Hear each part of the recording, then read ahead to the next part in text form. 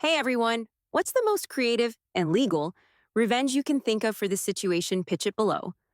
All right, time for the story. I was on my knees under a prototype maglev when I heard her voice slice through the air like a damn whip. Careful not to get too much grease on that badge, Inspector Maddox. Laughter followed, tight boardroom kind of laughter, like they didn't even know what the hell was funny but laughed anyway because of who said it. I didn't even glance up. I already knew it was Natalie, my sister. My older, shinier, corporate polished sister. My name's Lena Maddox. I'm 52 years old. I work as a low-tier platform inspector for Horizon Railtech in Denver. That's the job title. But 10 years ago, I was the lead systems engineer for the National Transport Safety Bureau. My protocols are still in half the rail lines across the country, and none of that matters now. Not to them. Quick note, before we start, how's your day going and where are you joining from? The guys in suits stood in a loose half circle near the edge of the loading platform, sipping coffee and nodding like kids at a science fair. Natalie was in the middle, showing off. Full makeup, heels on concrete, fake concern in her voice. She was pitching some next-gen maglev deal to execs from DC cutting-edge transit, zero friction tech, vertical lifts. And of course, the first prototype was rolling out here in Denver. I ducked lower, running my hand along the cold steel undercarriage of the train. There it was again, that faint buzz in the wrong place. The magnetic alignment felt just slightly off, like a guitar string that wouldn't tune. Not critical, not a red alert, but not nothing. I tapped the housing with my wrench. The vibration rang back up my arm. My gut tightened. I stood and scribbled it into my tablet log, tagging it for a review. Nothing that would delay launch, but enough to make sure someone looked twice. I could already hear the tech leads arguing about tolerances, ignoring it unless something caught fire. Natalie's voice rang out again, louder this time. Of course, we have real engineers on board, though some of them prefer the view from underneath. More chuckles. I turned just slightly and locked eyes with her. She didn't flinch. She never did. That smile of hers, that PR smile, stretched tight across her face. She wanted me to react. Wanted me to throw a wrench, storm off, prove her point. Instead, I turned back to the train, crouched down again, and went back to work. My hands knew what they were doing. That was the difference. They could laugh, but if that alignment went south at 300 miles an hour, it wouldn't be their smiles getting wiped off. It'd be mine getting blamed. Again. I stayed under the train until final checks were cleared. No one asked me for input. They never do unless something goes wrong. The maglev was scheduled for a full-speed launch out of Denver, destination DC, with 0 stops. 400 passengers, including military contractors, investors, 2 senators, and yeah, Natalie, riding in the front like royalty. I boarded last with the engineering crew, tucked in the rear diagnostics car. No announcements, no welcome speech. We were ghosts in jumpsuits, making sure the gears didn't snap mid-air. 30 minutes into the trip, somewhere over Kansas, I felt it. At first, it was minor, a soft rhythmic pulse beneath my boots, like the floor was breathing wrong. I scanned the coil feedback loop. The stabilizer array showed clean, but the live current had this weird echo, a drag between front and rear coils like something was resisting the forward momentum. I paged diagnostics. Control, this is MADDOX. I'm seeing variance in magnetic stabilizers. Request permission to run a deeper signal trace. The lead engineer, some kid named Jace, came through with a lazy tone. Copy that, Maddox. We're seeing clean telemetry across the board. Autocorrect is within tolerance. Probably cabin shift or pressure flux. It's not cabin shift, I said flatly. It's in the alignment sync. Back-end coils are compensating too often. Silence for a second. Then, we'll log it, but there's nothing critical. No need to raise flags, I didn't answer. Just strapped myself into the corner seat, double-tied my belt, and opened the manual override panel. I'd seen this before. Not this train, not this system, but this rhythm. It was the kind of thing that came right before you lost full sync. The kind of thing machines didn't warn you about until it was too late. 15 minutes later, all hell broke loose. It started with a sharp jolt, like someone slammed the brakes, but nothing slowed. Then the lights overhead flickered twice and cut. The soft hum of the propulsion coils went dead. For 2 heartbeats, there was just silence. Then screaming. People scrambled through the aisles. Someone shouted, "Did we hit something?" Overhead panels snapped open. Bags flew. The whole car trembled like it was fighting itself. Emergency lights kicked in. casting red glows through the windows. The cabin voice came alive, shaky and high-pitched. Loss of main propulsion. Attempting system recovery. Emergency braking engaged. Except nothing happened. We weren't slowing down. We were sliding, full speed, on sheer magnetic drift. I ran a quick diagnostic. All propulsion signals, null. Braking systems, unresponsive. Autocorrect, disabled. Whatever hit us, it wiped the controls clean. Jace's voice cracked through the comms again. We're experiencing a full systems outage. Everyone stay calm. Backup protocols are, wait, static. Then came the voice over the intercom, urgent and loud enough to cut through the chaos. Get MADDOX from Diagnostics, now. Heads turned. Everyone in my car froze. Some investor in a blazer pointed. You're MADDOX? I didn't answer. I was already up, unbuckling, grabbing my toolkit. My boots pounded down the aisle. As I passed the midsection cabin, the passengers stared like I was a damn ghost. Then I saw Natalie, standing near the front, gripping a rail, eyes wide. We locked eyes for half a second. She didn't say a word. A tall man in military dress, someone high up, stepped out from the front cabin and nodded at me. This way, ma'am. The door to the engine control cabin slid open, smoke curling out the corners. I stepped inside without a word. This wasn't a system crash. This was sabotage, or failure so deep it should have never passed inspection. And they called my name. Not because they trusted me, because now they had no one else. The cabin door slid shut behind me, sealing out the screaming. Smoke curled from the main panel like burnt toast. The lights flickered red, then went out. In the half-dark, a young man turned from the console, his face soaked with sweat. Lena? His voice cracked. Lena MADDOX? I blinked. Omar? He looked 10 years older than I remembered, but still had that wide-eyed look from the academy. Last I saw him, he was just a trainee pulling coffee and asking a million questions about voltage loops. Now he was the train commander. I can't stabilize the override, he said, breath short. System keeps looping into standby, but the relays won't catch. We've lost both main propulsion and brakes. I've tried reboots, pressure dumps. Nothing sticks. Okay, I stepped forward. Move. He didn't argue, just slid aside and let me at the console. My fingers flew. Old muscle memory. The override board was fried, but the backup interface looked intact. I grabbed the cable from my toolkit and hardwired straight into the subline. Talk to me, I said. Where are we? Passing Topeka. Downhill stretch coming in 18 miles. If we don't start slowing by then, we'll never make the turn. He nodded. I pulled the manual switches and routed emergency control to the auxiliary magnetics. No autocorrect, no fail-safes, just raw, unstable magnetic push-pull. It wasn't designed to stop a train like this, but it was all we had. As the data scrolled across the screen, a memory slammed through me.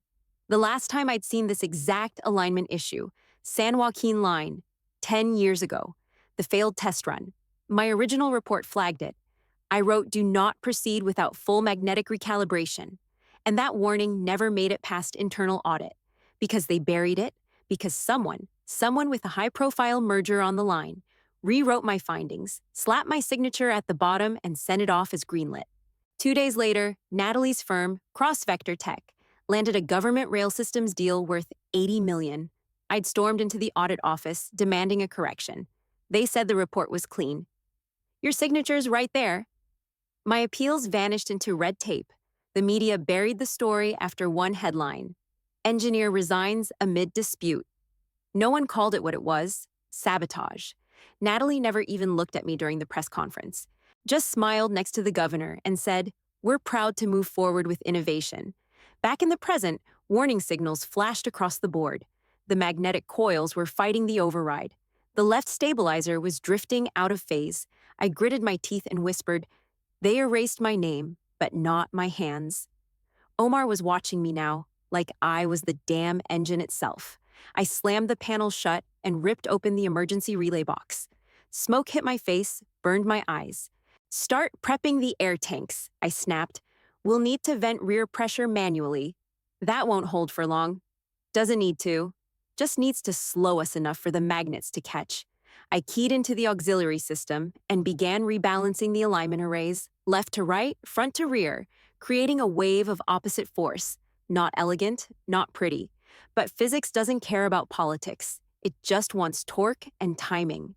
The train jolted hard. A scream echoed through the cabin behind us. I ignored it. The data feed started blinking yellow instead of red. We were catching. Omar, start stagger pulsing the coils, 30% intervals. He hesitated. That'll trigger system panic. I looked at him. Good. That's how we'll break the feedback loop. He moved. Good. Still trainable. We had less than 10 miles before the grade. If we didn't reduce speed by 60%, we'd hit the curve and derail at full tilt. My hands flew over the controls, soaked in sweat and grime. There was no seat, no safety net. Just years of instincts and everything they tried to strip from me. Behind me, alarms shrieked and died out one by one. Still too fast. I yanked the final relay and locked in the override. The train groaned like it was screaming, metal grinding against magnetic force, like it knew it wasn't supposed to stop this way. We were past the point of safe engineering. This was just survival. And I wasn't letting 400 people become a headline on Natalie's resume. The magnets were screaming. I could feel the floor shuddering under my boots as the auxiliary coils strained to keep us locked on the rail. I was fully hunched over the console now, holding two separate override switches down with my elbows while keying in sync pulses by hand. No gloves. Didn't have time. The heat from the panel was burning into my palms. Rear tank's at 78%, Omar called. We can dump it in 5? No, 60. Hold the pressure. We'll use it to slam the rear air brakes when we hit the next bend. You sure? If I wasn't sure, we'd already be dead. A junior tech, I didn't even catch her name, stood frozen just inside the cabin door, eyes locked on the mess of panels and wires. She couldn't have been more than 22. You, I barked. Grab the damn pressure sheet. Read me delta rates for coil banks 6 through 9. She jumped like she'd been slapped. But she moved. Delta is 3.4, 3.5. They're sinking, I cut in. Good. That gives us a 4-second window. Omar pulled up the live terrain feed. Grade starts in 90 seconds. We're still 22% over target speed. I locked eyes with him. Time to bleed it manually. He nodded and lunged for the rear vent controls. He knew the drill, no software, no automatics, just pure gut and timing. I shifted magnetic load left to compensate for vented drift. The whole train kicked sideways like a horse trying to buck its rider. Outside, sparks shot off the rail. Flashes of white fire from where we were forcing the magnets to slow us instead of propel us. It smelled like burnt ozone and rubber in that cabin. Then, bang! The control room door slammed open. What the hell is going on in here? Natalie. She stormed in, skirt suit spotless, hair still picture perfect, heels clicking like gunshots. She looked around like she owned the oxygen. We have military personnel and investors on board. I want answers. Now Omar didn't look at her. He just jerked his head toward the door and shouted, "Shut it!" The junior tech did it, hard, right in Natalie's face. Good kid. I didn't have time to enjoy it. My fingers danced across the manual override. Every 10 seconds, I keyed in a staggered pulse to push the magnets against each other. Too soon and we'd stall. Too late and we'd flip off the rails. Rear tank, I barked. 60% and climbing. Blow it at 55. Not a second later, the train was roaring now. Not just from the machinery, but from the damn resistance. 400 tons trying to move faster than the laws of physics allowed, and me and Omar telling it no. 30 seconds to grade. 20. Blow it now, I shouted. He pulled the lever. Boom. A deep whoomp shook the whole train. The rear air tanks released, slamming resistance into the rear cabins. The coils pulsed yellow on the console. Yellow meant we weren't dying yet. Brace for front shift, I yelled. Everyone in the cabin grabbed whatever they could. I dropped into a crouch, still working the override. 10 seconds. The magnets pulsed again. This time, slower, stronger. I felt it in my chest, the pull dragging us down from 300 miles per hour. 5 seconds. The screen blinked green. We were decelerating. Not fast, but enough. Enough to live. The train came down the grade like a beast exhaling its last breath. Metal grinding, lights flickering, sparks everywhere. Then, stillness, no motion. Just the high-pitched whine of systems cooling and the emergency lights glowing dull red overhead. I was still holding the manual override lever, knuckles white. I let it go. My hands were black with soot and burned rubber. My shirt stuck to my back, soaked in sweat. Omar leaned back in his seat, eyes wide, chest heaving. He looked at me like I'd just walked out of a damn time machine. I told them you never disappeared. I stood up and shoved the door open. The passengers were dead silent. No one moved. A woman was crying softly into her hands. A man whispered something and crossed himself. Then someone near the back said, "That's MADDOX." Heads turned. The engineer they blamed. I didn't say anything. Just walked down the aisle, hands dirty, arms shaking. I hadn't saved them to be seen. But they were looking now. I barely made it back to the station before the news vans hit. By the time I changed shirts and grabbed a bottle of water, the headlines were everywhere. Hero engineer pulls off impossible save. Was MADDOX forced out? Sabotage or scandal? In the break room, someone had the TV on. All the major networks were running clips. Shaky footage from inside the train, passengers screaming, sparks flying, then my name. My face. Frozen mid-stride, hands black, eyes locked forward. I stood in the doorway watching, one hand still bandaged from the heat burns. Then the screen cut to Natalie, sitting upright in a studio chair, pearl earrings, polished blouse, and that tight, practiced smile she always wore when cameras rolled. "I'm proud of Lena," she said smoothly. "She's always been passionate about rail safety. But let's be honest, these are high-stakes systems. There's a reason the industry moved on. Safety requires sound judgment and collaboration, not heroics." Someone behind me muttered, "Cold." I didn't say a damn thing, just stared at the screen like it owed me something. 2 hours later, I got an email from a burner address. No message, just a link to a secure drive. At first, I thought it was junk. Then I opened the first file. It was an internal memo, dated 10 years back.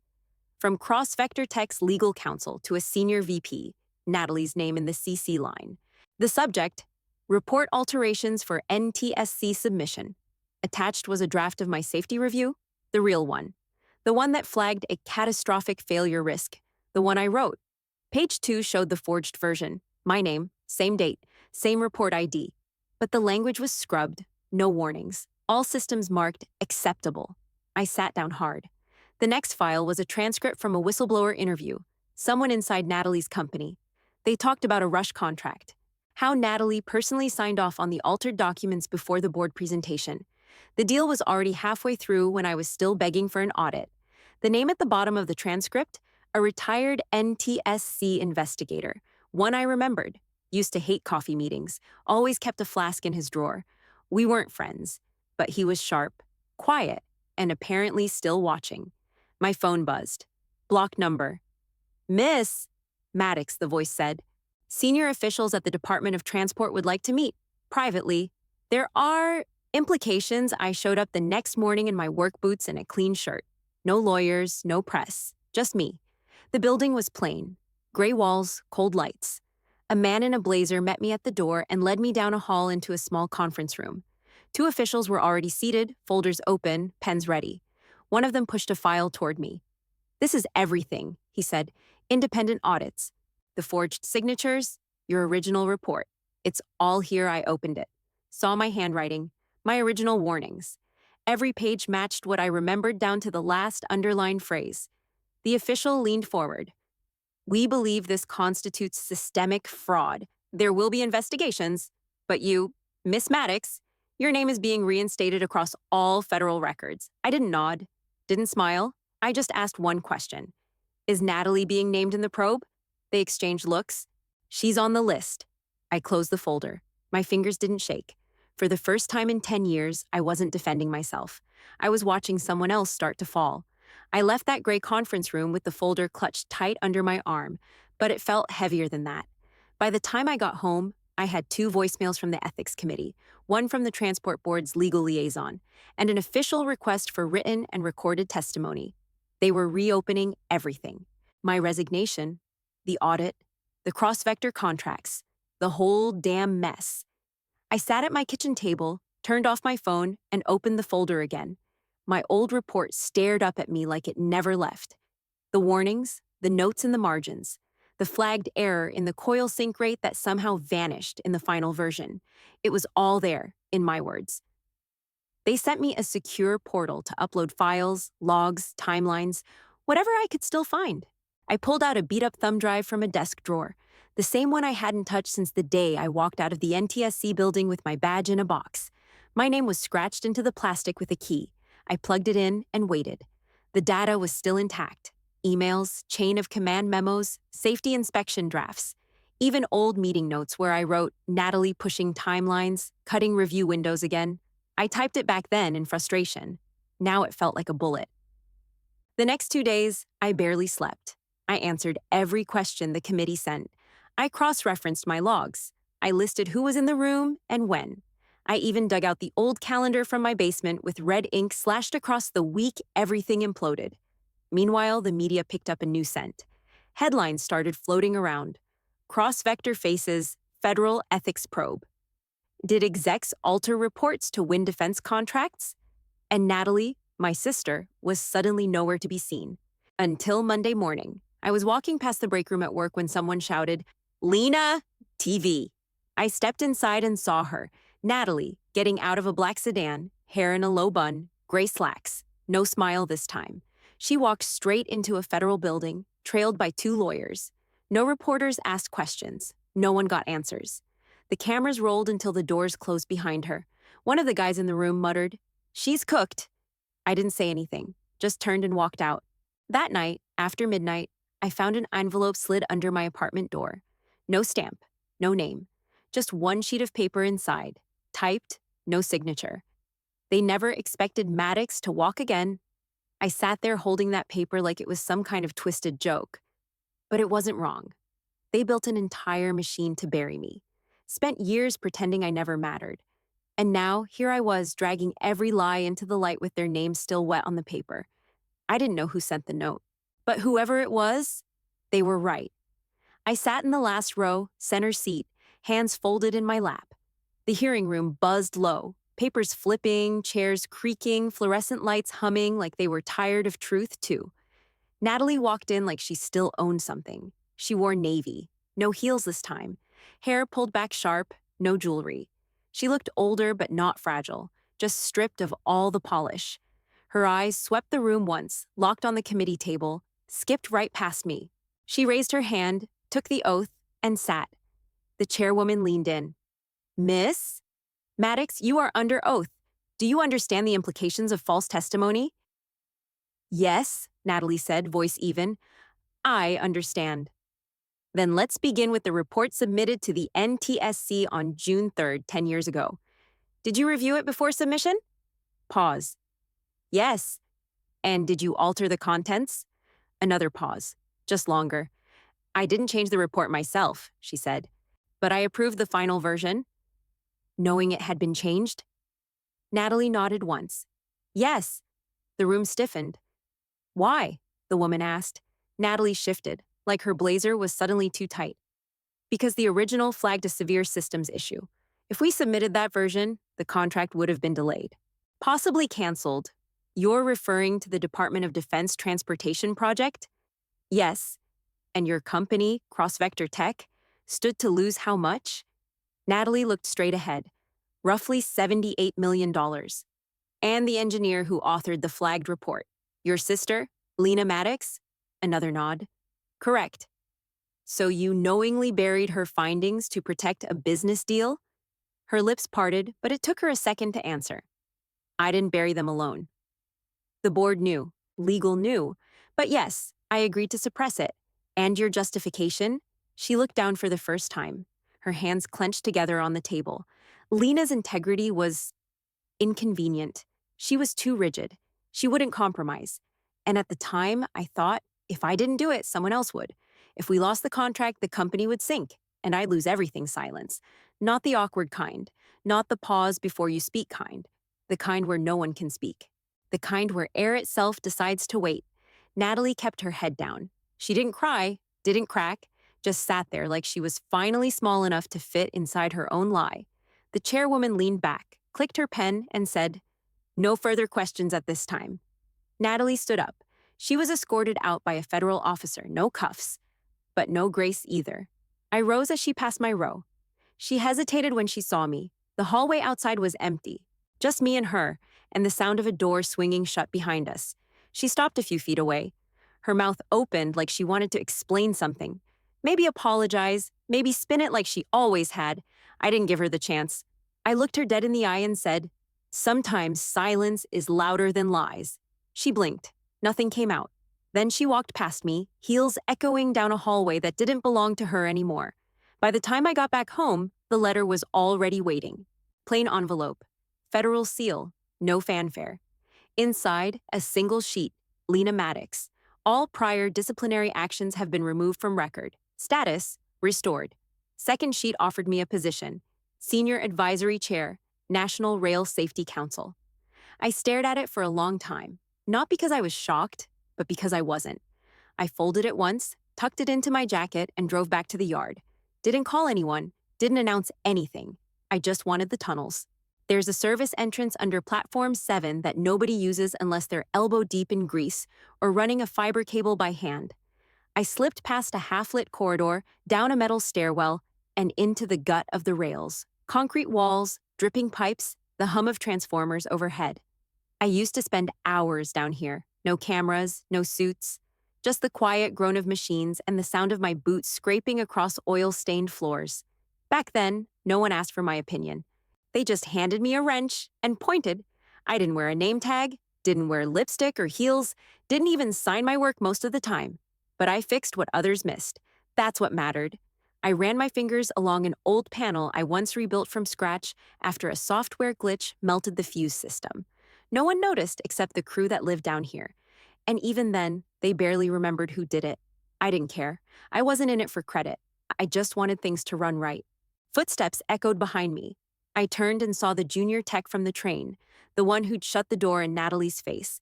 She was holding something in her palm, black fabric curled at the edges. "I figured I'd find you down here," she said. I raised a brow. "Shouldn't you be above ground? Getting credit for surviving?" She smiled, nervous. "Nah, that's not why I signed up." She stepped forward and placed the patch in my hand. Old style, Horizon Railtech logo stitched over a silver magnet loop. Below it, red thread spelled out 4 words. "You kept your promise?" My throat caught. I hadn't promised her anything out loud. But I knew what she meant. Back when we were in that cabin, with the train sliding and sparks flying, I told her what to do like it mattered, like someone had once told me, like she deserved to see that not everything in this job gets buried. I looked at her. "You gonna stick with this?" She nodded. "Yeah?" If you are, I didn't answer right away. Just stared at the patch. I didn't need the title. Didn't need the desk or the salary or the fancy committee with initials behind their names. But I knew what the advisory role really meant. It meant I could keep showing kids like her that the system wasn't just owned by people in suits. It could belong to people with burn scars and dirty fingernails, too. I tucked the patch into my jacket and finally said, "All right, let's do it." She smiled like she already knew I would. We stepped out onto the edge of the New Horizon rail testing range. Mile-long track, spotless concrete, sunrise cutting through the chill like a blade. No ribbon cutting, no speech, just steel, wire, and the sound of tech coming alive. The girl beside me, Elena, barely 20, had that look in her eyes I used to see in the mirror. Focused, hungry, hands wrapped around a diagnostic tablet like it was a lifeline. "Main arrays stabilized," she said. "Magnetic drifts under .03. "Good," I nodded. "What about the pulse timing on the rear coil?" She didn't check the screen. She already knew. "Synced." I didn't smile, but I felt it. Right in the chest.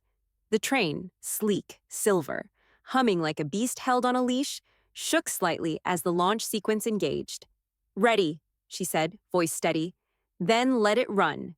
The engine groaned low, the magnets hissed, and the whole damn thing took off like it was chasing the future. No stutter, no shake, just clean speed across open rail. We watched it disappear beyond the final marker.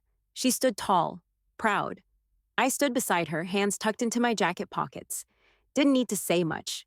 She was the point now. Back in my office, the light was soft. Low afternoon sun spilling across the desk. No plaques, no glossy news clippings, just a shelf above the window. I reached into the drawer and pulled out 2 things. The first, a folded yellowed blueprint. My very first project from 30 years ago, when I still thought blue ink on white paper meant something permanent. The second, the patch she gave me, worn edges, black stitching. 4 red words. You kept your promise. I placed them both side by side, no trophies, no headlines, just what mattered. My phone buzzed on the desk. New message. Ready for your first advisory session, Ms. MADDOX? I looked out the window, toward the track, toward the quiet sky, and said, born ready.